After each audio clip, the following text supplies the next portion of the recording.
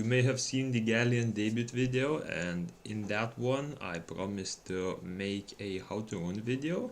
I'll also include not just how to run but where to use this unit, since it is a free-to-play unit and eventually you will obtain enough skill ups to easily skill him up and build him, so it might come useful in the future for you even if you're not planning on building him right now. But yeah, for the Galleon, if you don't know his skills, his first skill, not much, just a regular multiplier. His second skill, it has 3 mana cost, 18-second cooldown, and it applies level 1 resistance down for 20 seconds, but because you use him as a soul link unit, and will only be spamming the third skill, this skill is not important at all, so even if you give him skill ups and all of them go to the third skill and none of them go to these two, he's just as usable as he was with full skill up. So definitely just make sure that this skill is maxed and really nothing else matters really. And yeah, his third skill is the big one, so it applies attack up, level 1 attack up on all of your allies and level 1 defense break on all of the enemies in a range, and that range is pretty huge. If you haven't seen it, make sure to check out the Galleon debut.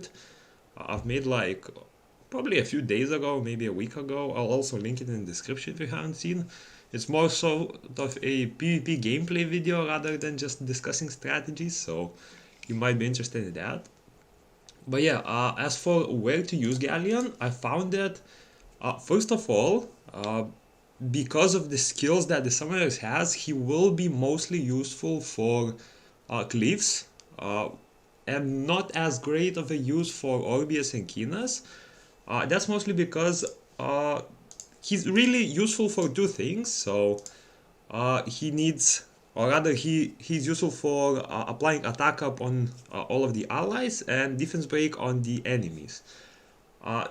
Why he's useful for Cleave is because Cleave does not have the ability to apply defense break on enemies or attack buff on allies in any of his elements. While Orbia, for example the Wind Orbia, does have the ability to defense break enemies, which in most cases where you use him will be bosses or PvP. So for bosses, Orbia already has it covered since she has defense break as well as damage taken up, I think, on one of her wind element abilities, so the Galleon will sort of lose some use and you're just better off using Bastet for that. And for Kina, I believe the Fire Kina, her second skill, I think, applies attack buff to all of your units, meaning that using another attack buffer like Galleon is sort of not worth it, and you're better off just using a unit such as Helia to just apply a defense break and damage taken up on the boss and sort of deal more damage that way while still having the attack buff from your own skills. So yeah, it definitely doesn't mean that you can't use them, and he will still be super OP in PvP scenarios like Arena, Battle, a little bit of Battlefield and Brawl Arena. But yeah, mostly if you are a Cleave user, he's definitely worth building once you have the skill ups available. If you are not a Cleave user, you can sort of hold on to him until you get a lot of the skill ups from the Arena shop from him. And yeah, where can you use him? So I've tested him out in a lot of PVE content. I had him built for like 2 weeks already, and I used him quite often. He actually replaced Bastet in a lot of my PvE teams. So, for example, he's amazing in most of the Kairos dungeons, except the secret dungeon. I feel like Bastet is a little better there, since the enemies sort of, some of them do get immunity, as well as some of them do some damage, and just in case my units do tend to sort of get low, so with Bastet they are a bit easier to manage. But yeah, for Kairos dungeons, he's definitely amazing for all of them, since he does not need to hit the boss, as the ability does not actually touch it, so you don't have to worry about glancing hits, anything like that. As long as you have high accuracy, you will be good to go. For Path of Growth, I've tested him in most of these dungeons. I found that he's super nice in a lot of the dungeons like their glands and laboratory where he wouldn't actually be useful if you first thought about it. So yeah, I didn't change much teams. Wherever I used Galleon, I pretty much just always swapped him for either Bastet or Helia if the team had both. If the team only had one of them, I simply swapped Galleon for that unit, so either Bastet or Helia, and he performed really well.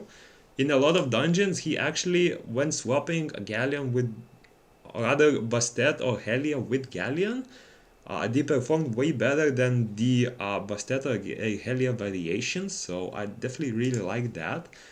I even tested him at Expedition, and previously the team I used was something like this. It had good win rate, but it did lose once or twice every 20 battles. Since then I replaced Helia with Galleon, and I've actually gotten a way higher win rate because that team previously did not have any attack buff, and level 1 defense bank in a lot of cases is more than enough to do a lot of damage, and you definitely do not need level 3 defense break and sometimes even the damage taken up to do good damage here.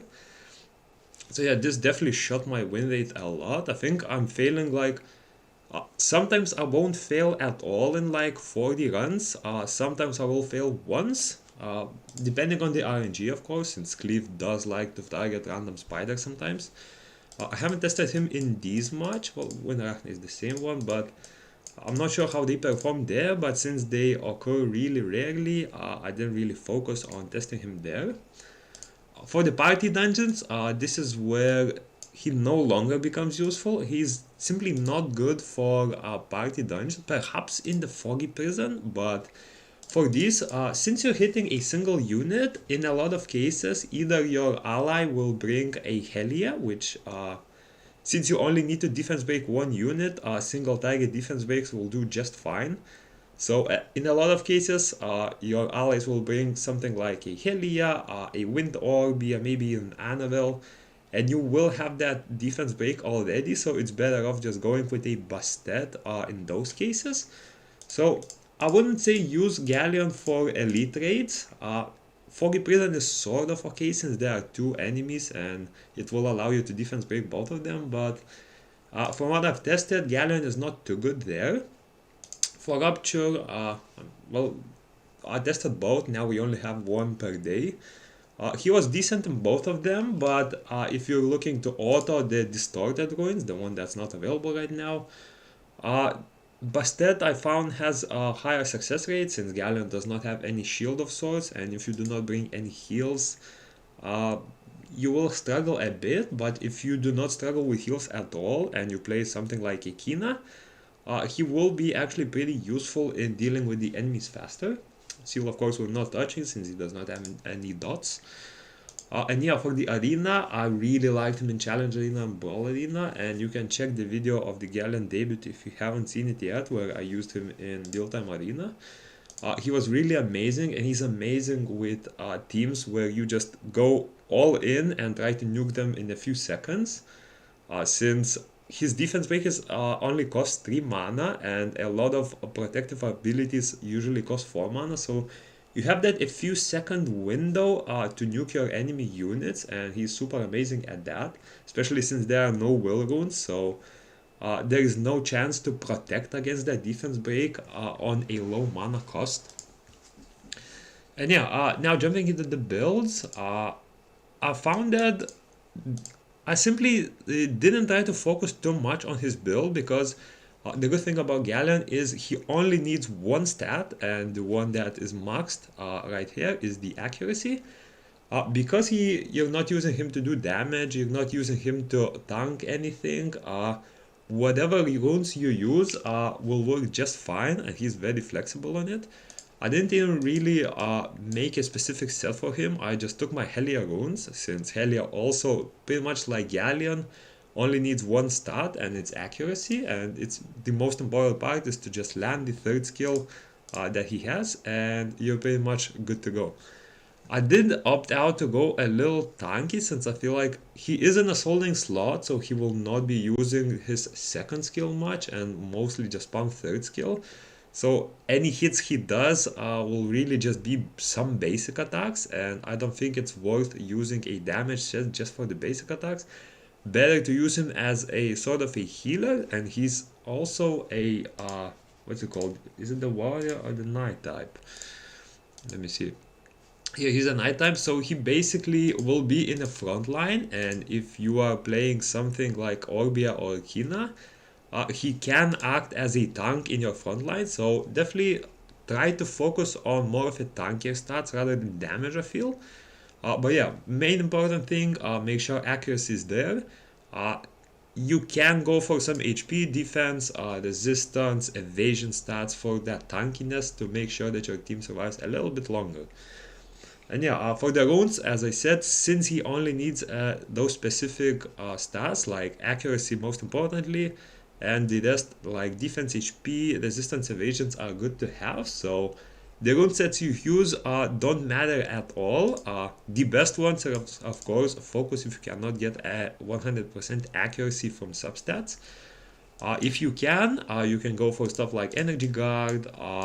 You can also try to go for Endure or Assemble to get a little bit of those tankier or resistant stats. He's not good on Despair since his skills, or rather his third skill, doesn't actually hit the enemies. It only applies the debuff without hitting them, so it will not work on him. Now the damage sets, of course, they could work, but as I said, he's not really there to do damage, as more of just survive and spam the defense break and attack buff on your whole team. So if you do have runes of the damage ones like Swift Fatal or Rage Blade, but simply do not have any other runes, you can use them as just fillers. The sets you use don't really matter either. As you can see, he's on a single guard set, as I just split the runes whatever had the highest accuracy substats or highest random subs, and yeah, just whatever I had. He definitely doesn't need OP runes for him to work unless you need a little bit more power from it.